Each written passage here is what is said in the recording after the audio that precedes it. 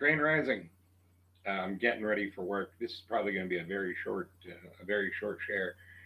Um, Having a chat with a friend this morning about gardening. The weather's getting nicer, and this is off topic, but it's something gardening. I love gardening. I love being outside in my yard. Uh, Flowers, grass, tomatoes. I mean, whatever you name it, and I love being outside. And but we were having a chat about in particular, she was pulling weeds and whatever. And some of the things that I found, a lot of us, and I know for myself, I would much rather go the organic route. If I can find something that's going to do the job of a chemical, naturally. But she was pulling weeds, and something that I looked up and I found, and I tried it out, and it works, and I've been using it for years for weeds in the cracks, weeds in the yard, garden, uh, is white vinegar. White vinegar. You can, and again, and that was a question that they asked was, well, I have, like brown cider vinegar or malt vinegar. Any vinegar will work.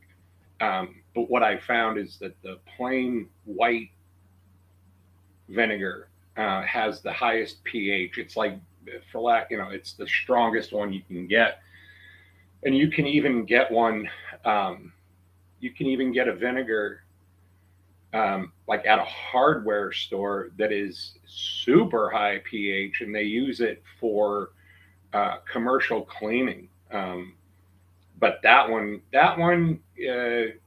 it's so strong that it's actually it could harm your skin. It's almost acidic, but it is nonetheless. It's vinegar, but white vinegar, man. I use it. I have a mobile home, and I'm on a cement slab.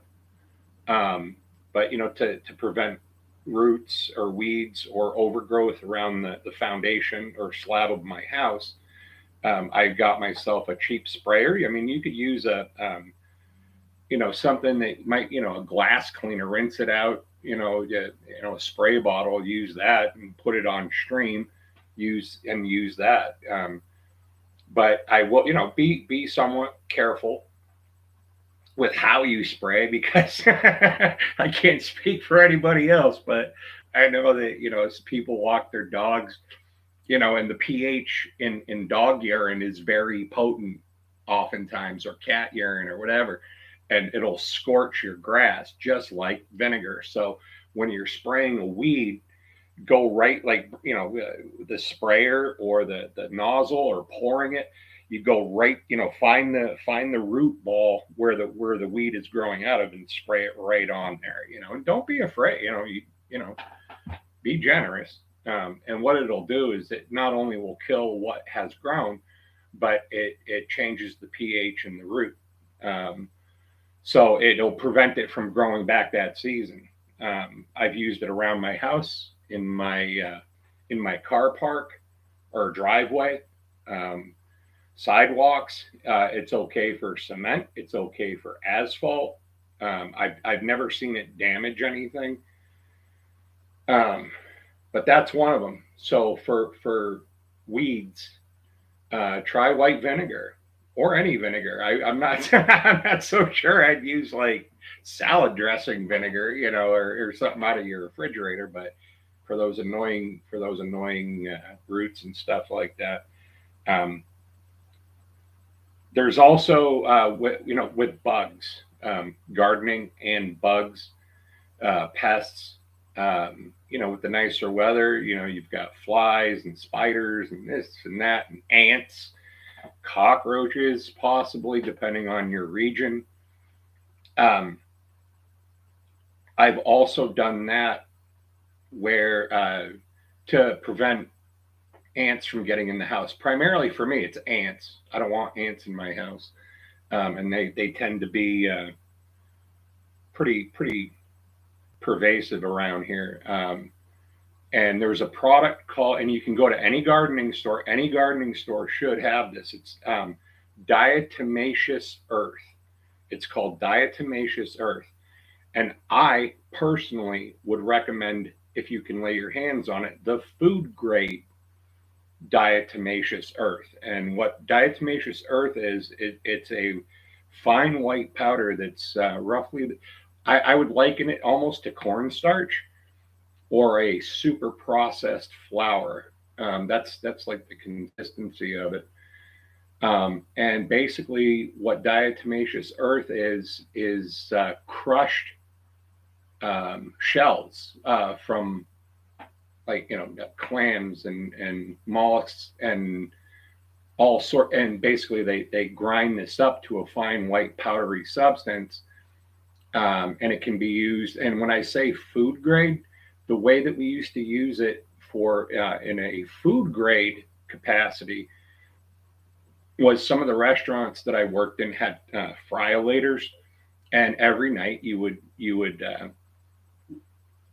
filter and screen out the friolator for all the little bits that got in there, and you would add a little bit of diatomaceous earth to the filter system, and it would filter out and actually clean. It would get the super fine particulates out, and it's ingestible. It's food grade. I mean, I wouldn't want to sit there with a spoon and eat it.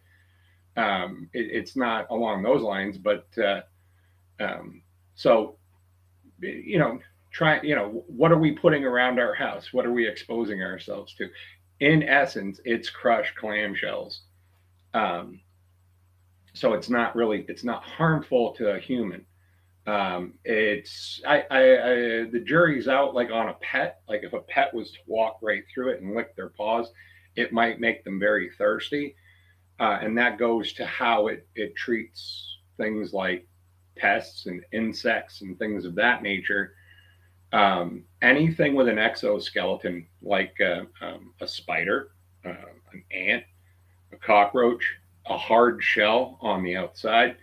Basically, the theory is that they come in contact.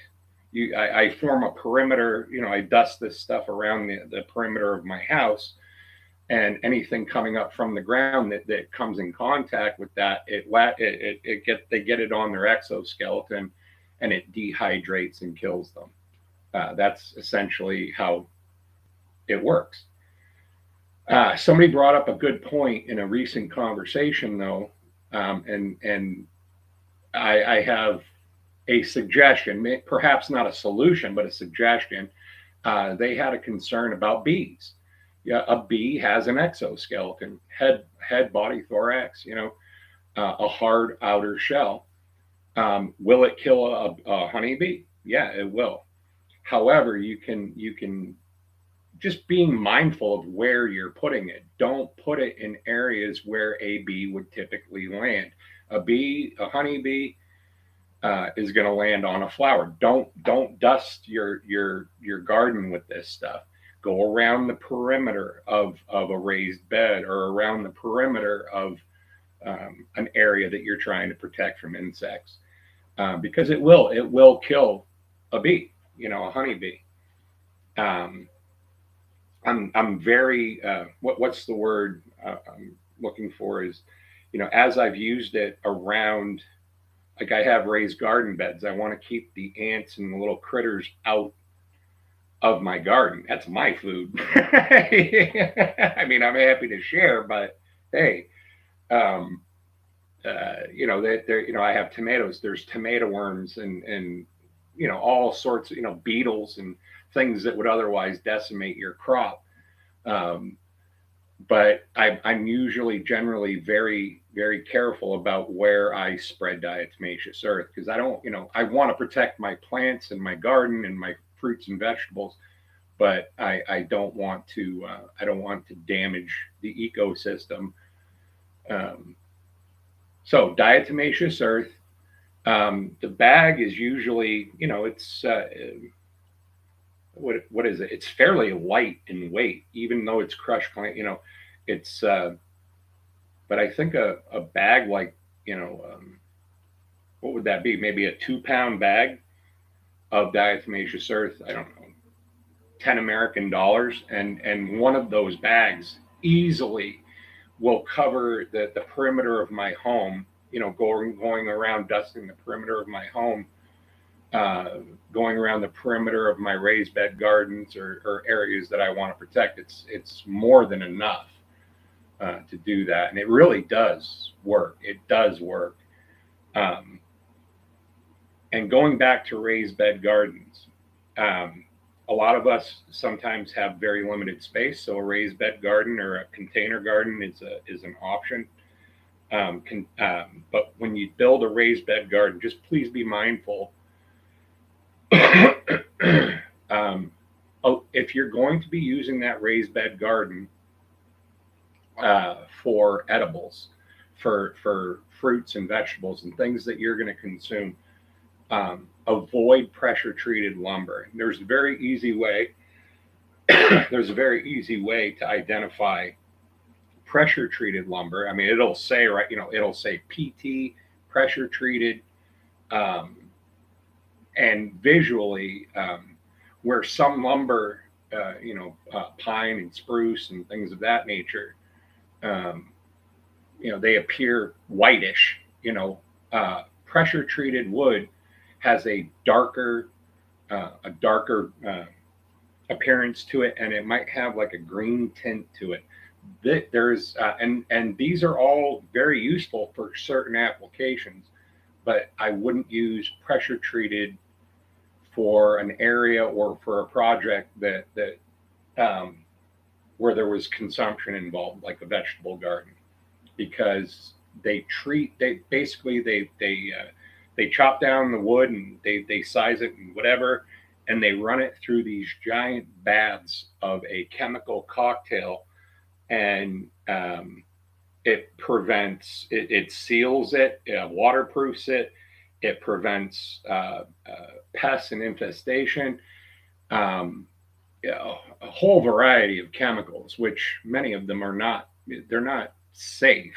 Um, um, but not the least of which, one of the chemicals, pretty much throughout all of my experience with pressure treated lumber, pressure treated lumber is like something that you would build a deck or a porch and then seal it. You would put a stain or a paint, or you would seal it. Um, but not the least of which, one of the ingredients in that chemical cocktail, which preserves the wood, is arsenic.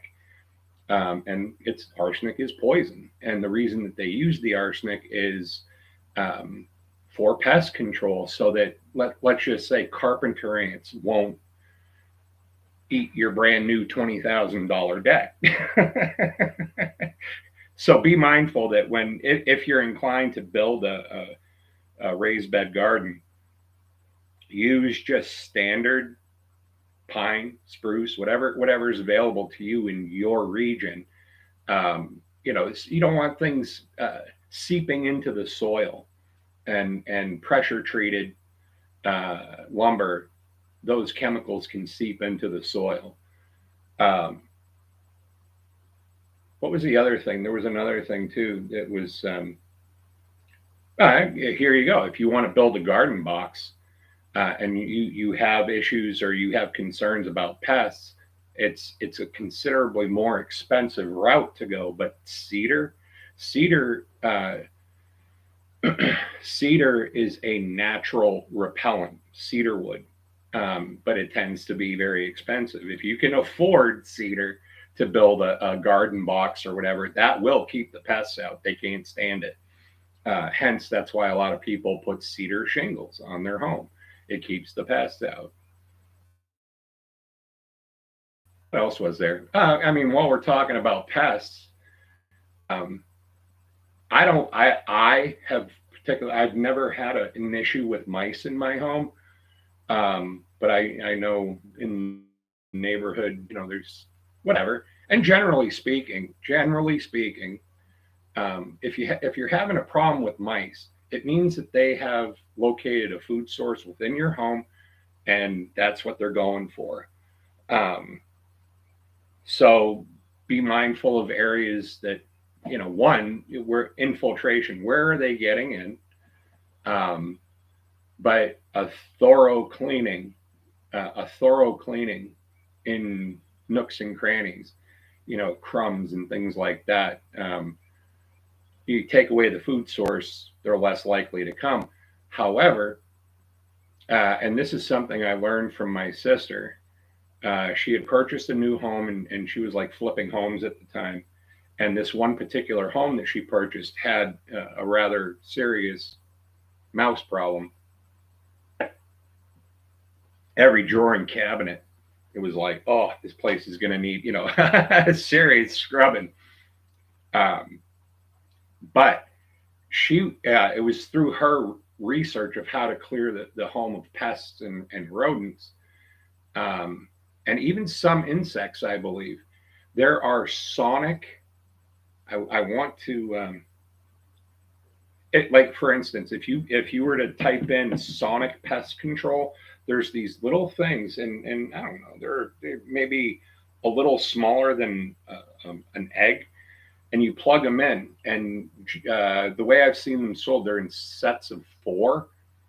And what you do is you go to like the four corners of your house, and you plug them in into the four corners of your house, and what it does is it actually uses the electrical wiring. It doesn't heat it up. It doesn't.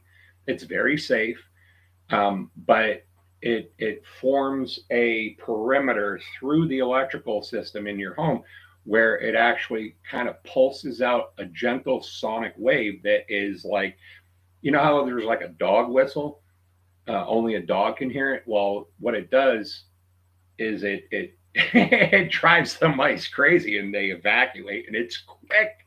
It's quick. Um, and those too, I think, a set of four, and I think they saw them in a set of four, like $20 for a set of four. If you have a bigger house, um, if you have a bigger house, you might need more, but it definitely does work. And in a more extreme case, I'll show you this. This is good for numerous things, and I purchased it for an ozone machine. Um, Little thing. Look at how big this thing is, right? It's tiny. All right. It's smaller than a large loaf of bread. All right. And this was about $450. Um, you don't have to buy one. You can rent them, like at a Home Depot, a Lowe's, one of these larger, or a rental center. Like where they rent out equipment. However, I will say this: you need to be very careful with this. It says right on here, there's cautions.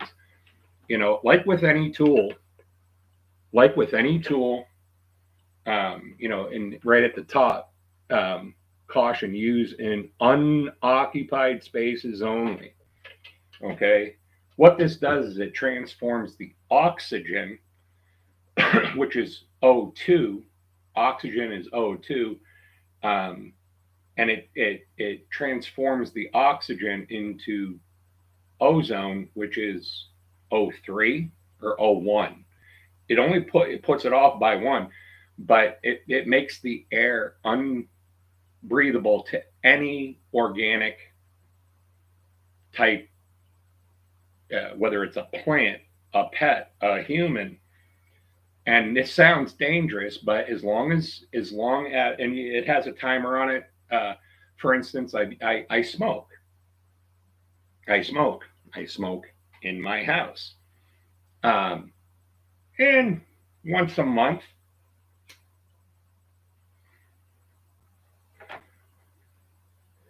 once a month, I'll button up the house, and especially after the winter with all cooking, and we might have pets or cooking or smoking, or we might we might have we might have a teenager in the house with who's experiencing puberty, whatever, any number of things.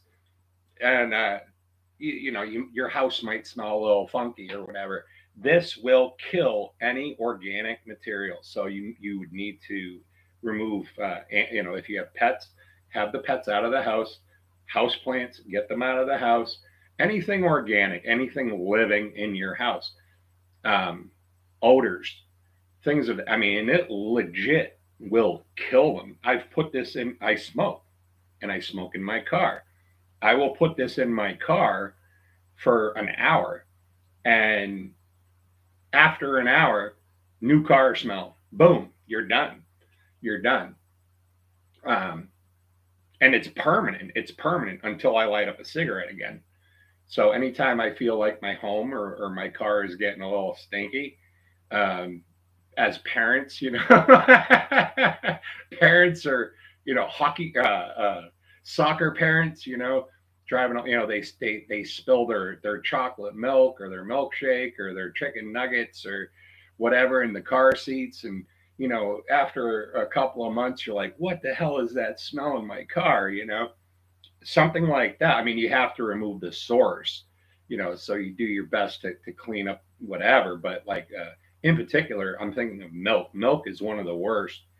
A milk spill in a car, on a hot day, all of a sudden, all that, oh, geez. But that will kill. And simply afterward, there's preparation, but, like I'll have all my windows unlocked in the house as I'm doing this. I'll have a fan set up. I have a really decent, like one of those turbo fans, and the air, you will, like, when you re-enter the home, you go in real quick and you open up the windows, turn on the fan, and exit for, whatever, half an hour, and blow, and pull fresh air back into the house, because that air, that air has now become ozone. That is not breathable. It may irritate your eyes, your nose, your throat. And there is a distinct odor, I guess, to it, but that will drive out pests. That will drive out pests, man. I guarantee it. I guarantee it. I've used it on construction jobs also, where there was rodents in the home. Rodents, and I can't remember what variety. What did he say they were? Silverfish. Silverfish. And I let that run for 24 hours in the home, and boom, gone. They were everything. Everything was either gone or dead. And I'm very pleased with that. But again, like with any tool, there are wonderful aspects to it, but there are certain aspects that you have to be careful with something like that, and use it the way that it is um, instructed. But with that, I'm off for a day of a little bit of paint, maybe, or something. Hope everybody out there is doing great. I definitely feel a shift. Some of my recent videos have been heavier, and yesterday it was just really nice to be out in the yard, and it was a perfect day. It was perfect. Clear blue skies, brilliant blue skies. There was no fucking haze, there there wasn't much air traffic. So beautiful blue skies, gorgeous breeze, and it was like a perfect temperature. I mowed my grass. I did some trimming. I did some little, primping and pruning and pulling weeds and things of that nature. It just felt great to be outside. I was on my knees and whatever. And there's just something, I've mentioned this before, but you get your hands in dirt and you bring your hands up to your face after you've been messing around in the garden. There's just something like the smell of gasoline. The smell of gasoline, the smell of fresh cut grass, the smell of dirt, a baseball glove, right? Amazing stuff. But anyway, no thanks. No thanks, dude. You can keep your comments to yourself. I don't think this is probably the. I think you might be looking for another another YouTube channel. But thanks for stopping by. I'm going to sign out. Have a great day, you guys. And things are definitely shifting. I can feel it. And saying hi to all my friends, close by and distant. Peace out. I'm out. Have a great day, you guys.